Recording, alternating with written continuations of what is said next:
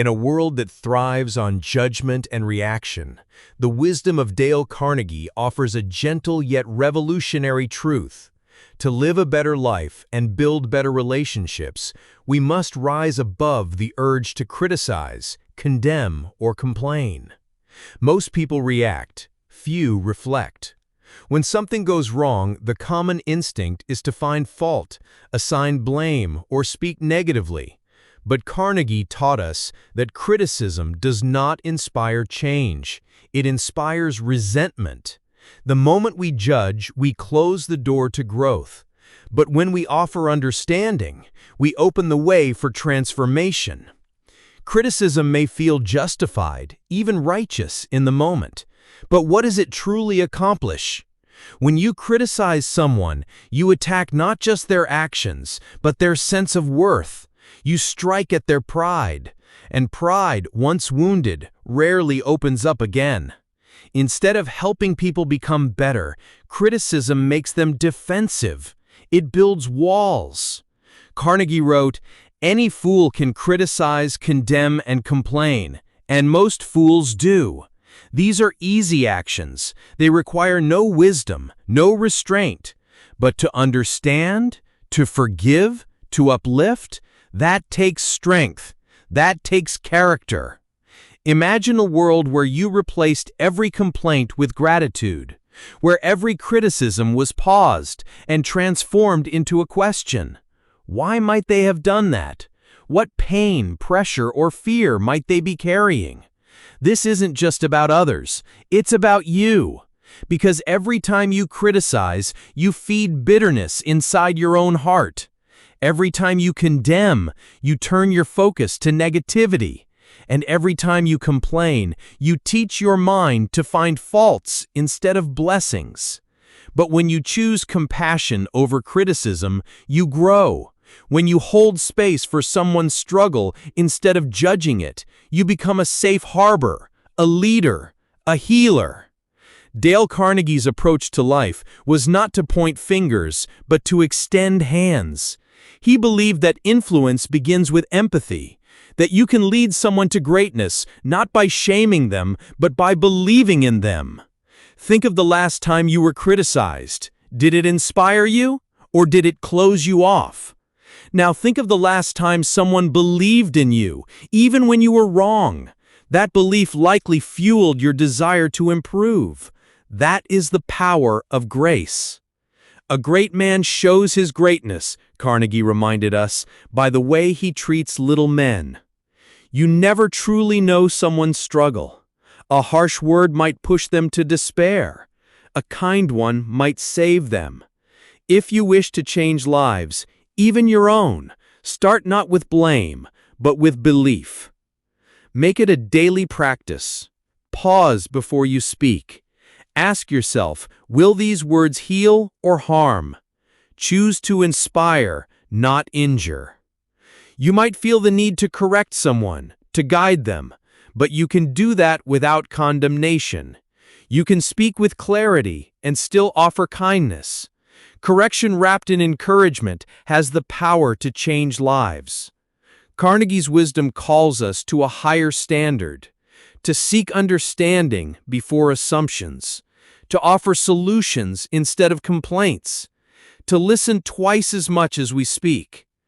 What if you made it your goal to go one full day without criticizing anyone, including yourself? Try it. Feel the peace that follows. That peace is the reward of grace. When you withhold criticism, you create space for reflection. When you choose not to condemn, you make room for compassion. When you stop complaining, you begin seeing the good. People blossom under appreciation. Children grow more confident. Teams become stronger. Marriages become warmer. Friendships become deeper. Not because we ignore flaws, but because we speak with love. You may still see the mistakes, but now you also see the person behind them. That shift can change your world. Dale Carnegie believed in that shift, and through his teachings, he taught millions that if you want to influence others, if you want to win their hearts, you must first earn their trust. and trust is never built through criticism. So today, choose a different path. Don't criticize, compliment. Don't condemn, connect. Don't complain, contribute.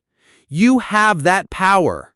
You can be the one who lifts, not lowers, who listens, not lashes out, who inspires, not intimidates. Because real power lies not in control, but in compassion. And real leadership? It begins when you stop pointing fingers and start opening hearts. Let this be your quiet revolution. Let your words heal. Let your presence bring peace. Let your influence be one of gentle strength. You are not here to be a critic of the world. You are here to be its light. And as you move forward on this path, remember, every interaction is a chance to plant seeds of respect, not weeds of resentment. A kind word, a smile, or simply listening without interrupting can be more healing than hours of advice. The people you meet today may be fighting silent battles. They may have been criticized, condemned, or dismissed too often. Be the exception. Be the safe place they never knew they needed. Your words matter. Your presence matters. Leadership is not about authority. It's about influence. And the most enduring influence flows not from commands, but from compassion.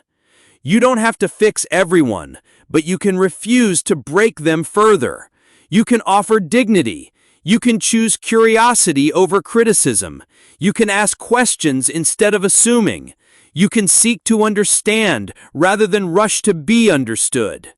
Remember, silence can be stronger than a sharp remark. A nod of understanding can mean more than a lecture. This isn't weakness. It's the highest form of strength. So make it your mission to be someone who uplifts. When others gossip, stay silent. When others condemn, offer a kind perspective. When you're tempted to complain, find something good.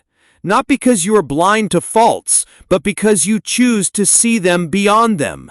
This is the legacy Dale Carnegie left us, a legacy of emotional intelligence, of responsible communication, of leadership through love. Each time you hold back judgment, you build inner peace. Each time you replace blame with belief, you light a path. And with each person you uplift, the world becomes a little brighter. So take a deep breath, speak with love, live with purpose. And above all, don't criticize, don't condemn, don't complain. Just lead with your light. Always.